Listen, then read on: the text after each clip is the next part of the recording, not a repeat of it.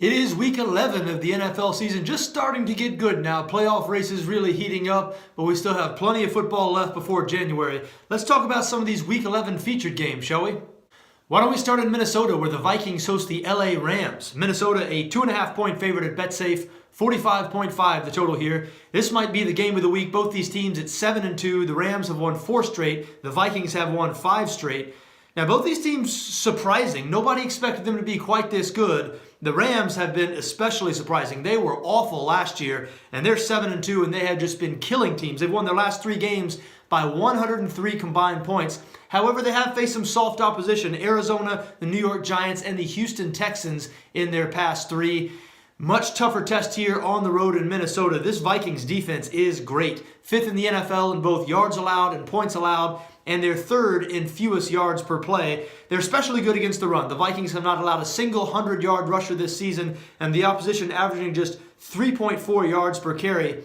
So Todd Gurley will have his work cut out for him here, but Gurley has had a great season. You look at the Rams defense, they're pretty good as well, but they can be run on. Just 24th in the NFL in rush defense. They're surrendering 118 yards per game. So I do think Latavius Murray and Jerick McKinnon, Minnesota's two-headed backfield, could have some success in this one. And you know what? The Vikings offense, though they're not known for their explosiveness, certainly, and especially with Case Keenum under center, a lot of people think that the Vikings offense is sort of the weakness of the team. They've played quite well lately. They've scored 95 combined points in the team's past 3 games. So Minnesota really clicking on all cylinders right now. And I think this is going to be a tough task for the Rams going on the road facing this great Vikings defense. So I think Minnesota is going to be able to pull out the win here. I'm going to back them and give the 2.5 points. Minnesota minus 2.5, my recommendation in this one. Moving on now to Mexico City, where the Patriots will face the Oakland Raiders. New England, a 5.5-point favorite at BetSafe, 53.5 the total in this one.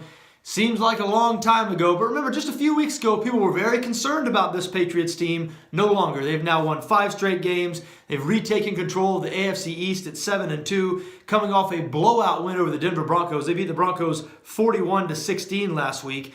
And you know what? For as much concern as there's been about this New England defense, especially early in the season, that defense has really turned things around. They're playing very well right now. They've held 5 straight opponents to 17 points or fewer. And of course, we know all about that Patriots offense. Tom Brady leading the NFL in passing yards this season. And he'll be facing a vulnerable Oakland defense here. The Raiders, 26th in yards allowed, 22nd against the pass. The Raiders have been one of the most disappointing teams in the NFL this year. I know Derek Carr struggled with injury issues, but that defense really hasn't improved much at all. They're just 4-5 right now. They had lost 5 of 6 games before beating the Miami Dolphins 27-24 last week. And look, I guess the Oakland angle here is Derek Carr against this New England secondary, because even though the Patriots defense has played better lately, they're still allowing more passing yards than any team in the NFL. New England allowing 287 pass yards per game, and Derek Carr can throw the ball down the field. But I don't think that's quite enough to justify an Oakland bet in this situation. As we said, the Patriots just rolling right now. Tom Brady in rhythm, and you know he is just going to cut up this Oakland defense. So I think the Patriots a good bet to win this one on a neutral field and cover the 5.5-point number. Moving on now to Dallas, where the Cowboys host the red-hot Philadelphia Eagles. The Eagles 8-1. They've won 7 straight games. They might be the best team in the entire NFL. Dallas, meanwhile, at 5-4, but they're coming off a 27-7 loss to the Atlanta Falcons, and they will be without star running back Ezekiel Elliott for the next 5 games.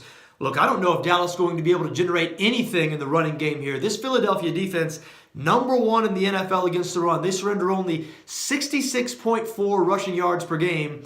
But the Eagles are vulnerable in the secondary, so Dak Prescott will have some opportunities in this one.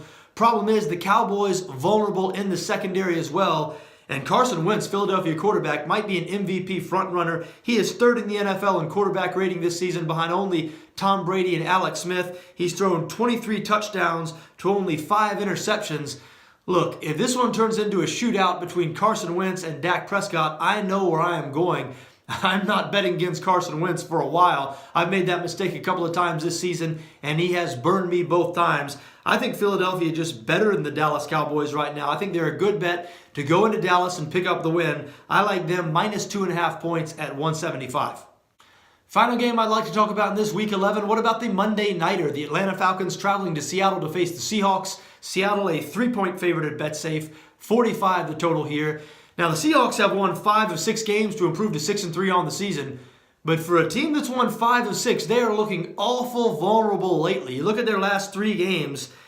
They beat the Houston Texans 41-38. They lost the Redskins 17-14. And then last week, they beat the Arizona Cardinals 22-16, but did not look great in that game and lost star cornerback Richard Sherman for the remainder of the season. That's a big loss for a Seattle defense that was already not as dominant as we're used to seeing. This Seattle defense, middle of the pack in most statistical categories. And again, going forward, they will be without their best cornerback. That could be a problem this week when they face Matt Ryan and this Atlanta Falcons passing attack. Been a lot of talk about how the Atlanta offense hasn't been quite as good this season as they were last year, but they're still a top 10 unit coming off a 20-point win over the Dallas Cowboys.